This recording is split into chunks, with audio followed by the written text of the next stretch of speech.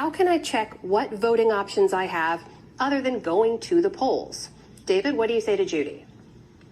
So, of course, there are a variety of different rules all around the country. We're actually not holding one election in November. We're holding about 10,000 little elections all over the country, and that can be really challenging.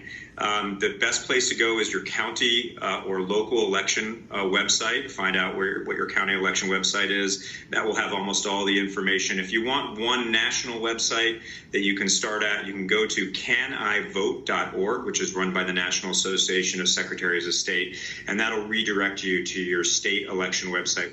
So all those options are online. People can go check them out because, of course, all the dates are different as well. Let's go to our next question as well. This was submitted on video. Let's take a listen now to a question from Jeremy Lopez.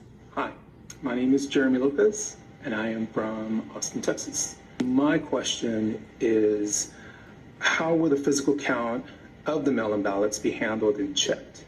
David, we are anticipating an influx of those mail-in ballots. So what do you say? What do we know about how those are going to be counted? Well, perhaps as many as 50% of all ballots will be mail ballots this year. The highest we've ever had before was in 2016, where almost 25% of mail ballots came in by mail, rather. And how that's handled is those get returned to the election office. Often, many, if not most of them, are returned in person by the voters, often in drop boxes or election offices, or sometimes even in the polling places themselves. So you don't need to rely upon the mail for that. And once they get there, according to state law, they can begin processing them at various times. Some states allow processing those ballots early before Election Day, and other states like Michigan and Pennsylvania, for instance, require that not be started until Election Day itself, election morning. But what happens is election officials, multiple election officials, will review those ballots to make sure that they're properly cast. They'll look at the personal information on the envelope to make sure it matches the voter's file, and they'll match the signature on file to the voter's file to see if it matches. Make sure that they're properly cast by the right voter.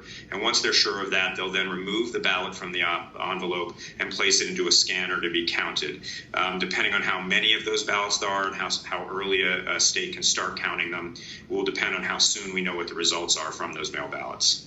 David, the next question now comes from Carol Woosley. She lives in Kenosha, Wisconsin, and this is her question. She asks, if you apply for an absentee ballot, but it doesn't arrive before the election, do you lose your right to vote, or can you still go to the polls? There's a lot of confusion over this, David, so how exactly does it work? Every single voter has the right to go to the polls and vote in person. Every single registered voter, even if they've requested a mail ballot or if they're in a state where they get automatically sent a mail ballot. There's 9 states that will be doing that this fall. So if you have asked for a mail ballot or were expecting a mail ballot, or even if you've received it and changed your mind and would like to vote in person, you can still go vote in person. Now, depending upon the rules of the state, you might have to cast a provisional ballot. That's to make sure that someone doesn't return their mail ballot as well. There are checks and balances in place in every single state to make sure that even if someone received a mail ballot and then they vote in person, that they only can vote once. But it's really important, if you've requested a mail ballot and it's getting close to Election Day, perhaps even as much as a week before Election Day, I think that is a good time to go to Plan B and look for other options, particularly early in-person voting options at that point, to make sure you can cast your ballot and it'll be counted. Important to know, though, every single eligible voter can go to the polls. Finally, here's one more question from Ithaca, New York. This one's from Sandra Goodman, and she asks, how can American voters be assured that we can trust the Postal Service to securely handle our ballots? David, this goes to the heart of the issue for so many Americans, trust in the election process. What do you say to Sandra? So the Postal Service has been doing this for about 200 years, since before the Civil War, and they've been doing it well, and we've trusted it throughout our history. Of course, the recent news has shaken that trust. We're wondering why the Postal Service is sending letters to states and telling them that they might not be able to process the ballots. Here's what voters can do.